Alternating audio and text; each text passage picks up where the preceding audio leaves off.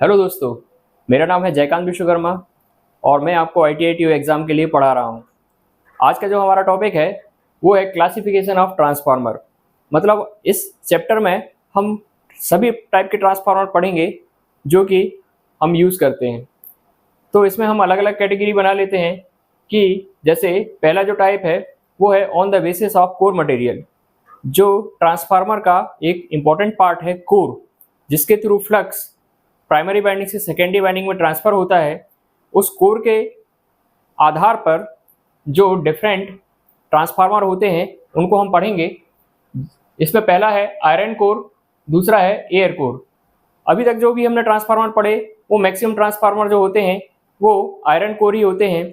Maximum iron core के द्वारा ही flux transfer किया जाता है, लेकिन कुछ स्पेशल केसेस जो होते हैं जिसमें हाई फ्रिक्वेंसी एप्लीकेशंस रिक्वायर्ड होता है, उस केस में हम एयर कोर ट्रांसफार्मर उपयोग करते हैं। उसका कारण यह है कि हमने जैसे बताया है पिछले लेक्चर्स में कि आयरन लॉसेस जो होते हैं, जो कोर में होने वाले लॉसेस होते हैं जिसमें हिस्टैरिसीस और एडी करंट लॉसेस होते हैं, वो फ्रिक्वेंसी डिपेंडेंट होते हैं। यदि हम फ्रिक्वेंसी को बढ़ाते जाएं या हाई फ्रिक्वेंसी एप्लीकेशंस के लिए उसको उपयोग करें उस कोर को, तो उसमें लॉसेस जो होंगे वो बहुत ज़्यादा हो जाएंगे। तो यहाँ पर हमको आयरन कोर को रिमूव करना होता है और आयरन कोर को रिमूव करके हम एयर कोर यूज करते हैं। एयर कोर में मतलब एयर ना यूज करके हम पेपर या फिर प्लास्टिक उपयोग करते हैं। पेपर या प्लास्टिक जो होता है उसकी के की वैल्यू, जिसको डाइलेक्ट्रिक कांस्टेंट बोलते हैं, उसकी वैल्यू लेस देन 1 होती है। इसलिए ये जो है इसमें कोर लॉसेस नहीं होंगे और हाई फ्रिक्वेंसी एप्लीकेशंस के लिए उपयोग होगा। दूसरा जो टाइप है वो है on the basis of shape of core. जो डिफरेंट शेप्स हम बना रहे हैं ट्रांसफार्मर के कोर्स के, उसके आधार पर ट्रांसफार्मर का क्लासिफिकेशन करते हैं। जैसे कि ये दो टाइप जो हैं हम पिछले लेक्चर्स में पढ़ भी चुके हैं। इसमें पहला है कोर टाइप, दूसरा है सेल टाइप और एक तीसरा जो है रिंग टाइप, जो कि अभी हम इसमें डिटेल डिस्कशन करेंगे। जो कोर टाइप ट्रांसफार्मर होता है, इसका डिजाइन ऐसा होता है कि इसमें एक कोर होती है जिसमें 2 लिम्स होते हैं। हर एक लिम्ब पर एक बाइंडिंग लगी हुई होती है। इसमें प्राइमरी वाइंडिंग एक लिम्ब पर जबकि सेकेंडरी वाइंडिंग दूसरे लिम्ब पर होती है। प्राइमरी में बनने वाला फ्लक्स जो है इस आयरन कोर के माध्यम से सेकेंडरी वाइंडिंग से लिंक करता है। ये जो कोर होते हैं वो लैमिनेटेड होते हैं। ये जो है generally high voltage and high power applications के लिए उपयोग होता है। इसमें मोर कॉपर रिक्वायर्ड होता है और लेस इंसुलेशन रिक्वायर्ड होता है। मोर कॉपर इसलिए रिक्वायर्ड होता है क्योंकि दो अलग अलग लिम्ब पर अलग अलग वाइंडिंग जब उपयोग करते हैं तो उसमें कॉपर ज़्यादा लगता है। वाइंडिंग्स में कॉपर ज़्यादा लगने के कारण इसमें ज़्यादा कॉपर रिक्वायर्ड होता है, जबकि वाइंडिंग्स लो वोल्टेज और हाई वोल्टेज दूरी होने के कारण इंसुलेशन की रिक्वायरमेंट कम होती है। इसमें वोल्टेज रेगुलेशन जो होता है इसका लो होता है। सेकेंड जो टाइप है सेल टाइप ट्रांसफार्मर, उसमें 2 वाइंडिंग्स होती हैं, लो वोल्टेज और हाई वोल्टेज, लेकिन वो सेम लिम्ब पर होती हैं। सेंट्रल लिम्ब जो होती है उसी पे होती है, जिसमें वो सैंडविच के फॉर्म में माउंटेड होती है। कोर के पास जो मटेरियल होता है, कोर के पास जो बाइंडिंग होती है वो लो वोल्टेज बाइंडिंग होती है, उसके ऊपर हाई वोल्टेज बाइंडिंग होती है, अगेन लो वोल्टेज बाइंडिंग होती है। ऐसे करके ये बाइंडिंग्स लगी हुई होती हैं और इसमें जो फ्लक्स है वो पैरेलल पाथ बनाते हुए अपना रास्ता कंप्लीट करता है और फ्लक्स के इसमें 2 रास्ते होते हैं। ये generally low voltage and low power applications के लिए उपयोग होता है। Required less copper and more insulation.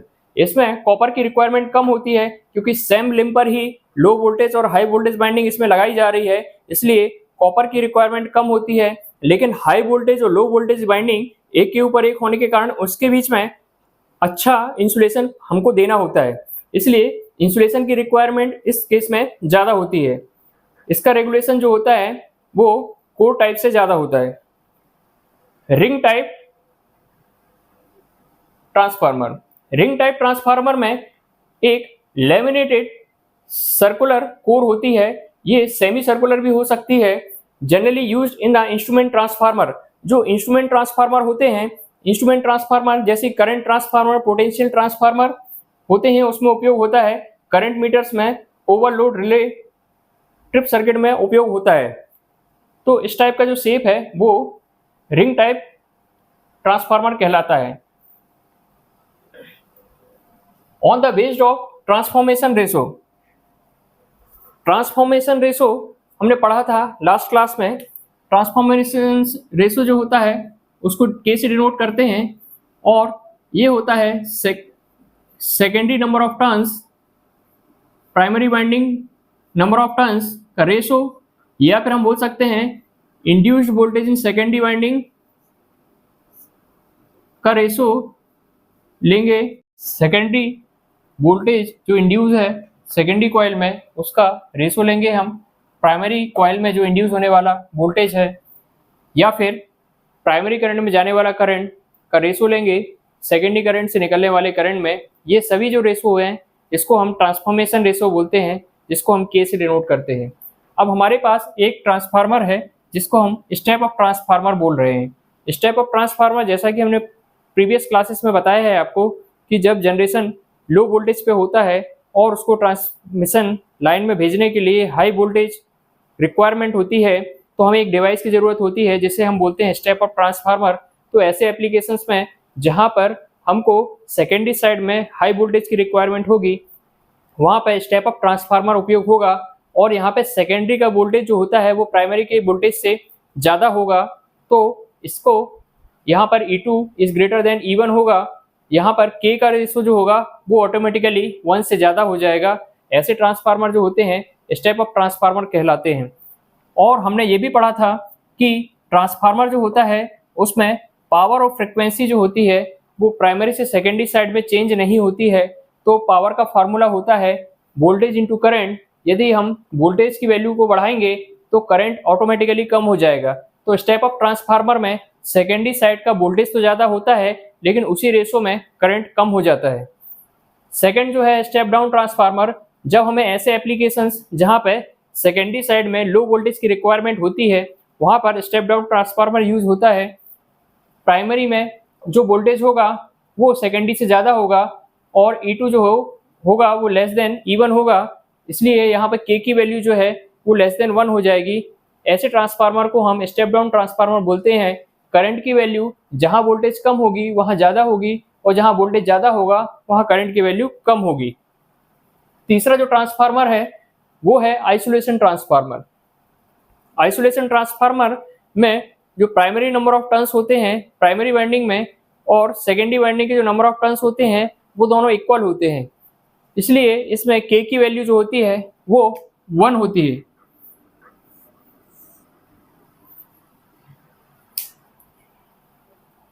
तो आइसोलेशन ट्रांसफार्मर जो होता है वो ना ही स्टेप अप कर रहा है वोल्टेज का और ना ही स्टेप डाउन कर रहा है।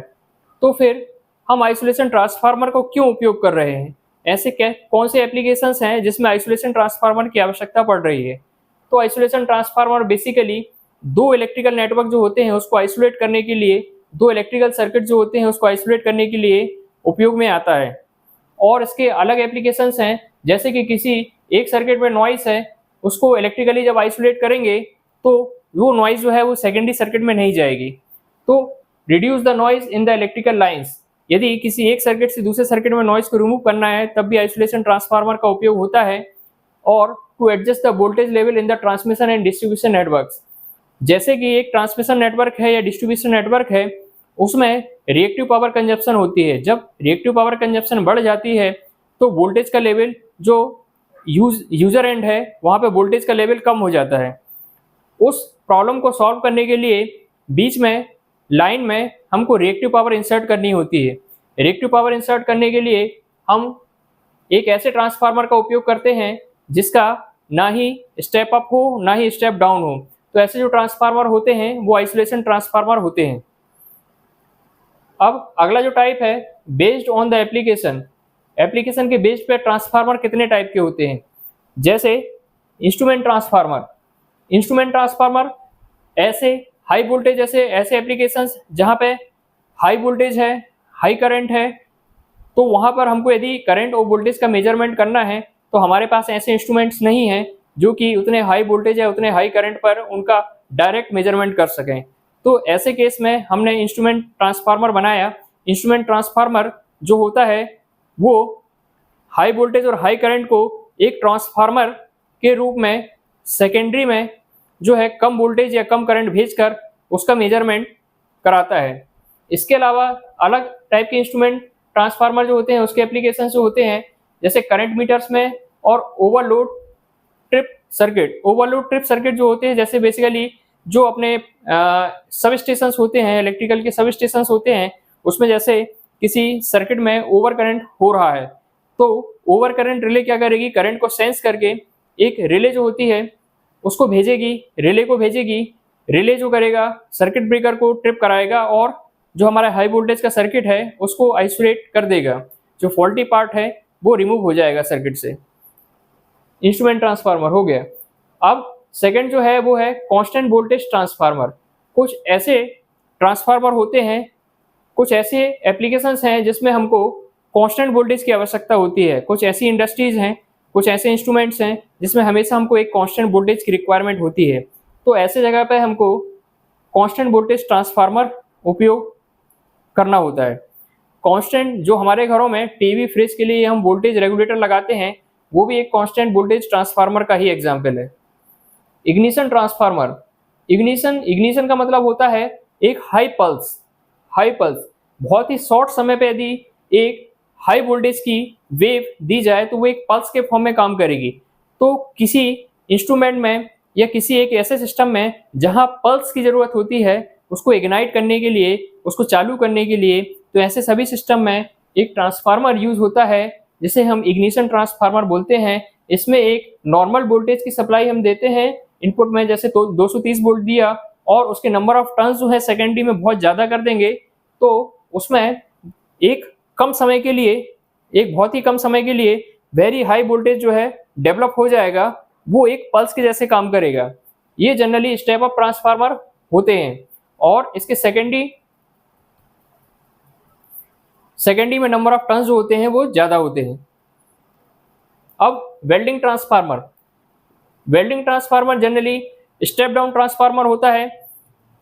इसमें स्टेप डाउन ट्रांसफार्मर जैसे यहाँ पर सेकेंडरी में जब नंबर ऑफ टर्न्स हम कम करेंगे तो करंट की वैल्यू उसी रेशो में बढ़ जाएगी। वेल्डिंग में हाई करंट का उपयोग होता है वेल्डिंग करने के लिए, तो वेल्डिंग में स्टेप डाउन ट्रांसफार्मर उपयोग होता है और ये सेकेंडरी में हाई करंट प्रोवाइड करता है। Dry type transformer. ऐसी बहुत सी इंडस्ट्रीज हैं जिसमें इंडस्ट्री के अंदर इंडोर एप्लीकेशंस में एक ट्रांसफार्मर की आवश्यकता होती है। तो सेफ्टी पर्पज से यदि एक ऐसा ट्रांसफार्मर उपयोग किया जाए जो कि ऑयल यूज करता है, जिसमें ट्रांसफार्मर ऑयल का उपयोग होता है, कभी यदि किसी एबनॉर्मल कंडीशन में वो ट्रांसफार्मर बस्ट हो जाए तो कुछ बड़ी घटना हो सकती है, ऑयल स्प्लिट होकर किसी को नुकसान पहुंचा सकता है। तो सेफ्टी पर्पज से जो 11 kV तक के एप्लीकेशंस हैं उसके लिए ड्राई टाइप ट्रांसफार्मर उपयोग किया जा सकता है।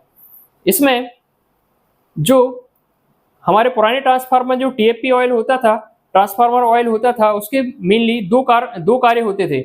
एक तो वो वाइंडिंग को इंसुलेशन प्रोवाइड करता था और दूसरा उसमें कूलिंग प्रोवाइड करता था। यदि हमने ट्रांसफार्मर ऑयल को वहां से रिमूव कर लिया तो इन दोनों चीज़ों के लिए हमको तो ड्राई टाइप जो ट्रांसफार्मर होते हैं, अब उसमें कूलिंग और इंसुलेशन के लिए हमको एक अलग मटेरियल प्रोवाइड करना पड़ेगा जिसमें कोई भी लिक्विड फॉर्म ना हो। तो इंसुलेशन के लिए हम इसमें कास्ट रेजिन मटेरियल का यूज़ करते हैं जो वाइंडिंग्स को इंसुलेट करके रखता है, और दूसरा एक VPI उपयोग होता है जो वैक्यूम प्रेशर इम्प्रेग्नेटेड होता है। जबकि कूलिंग के लिए हम नेचुरल एयर उपयोग करते हैं।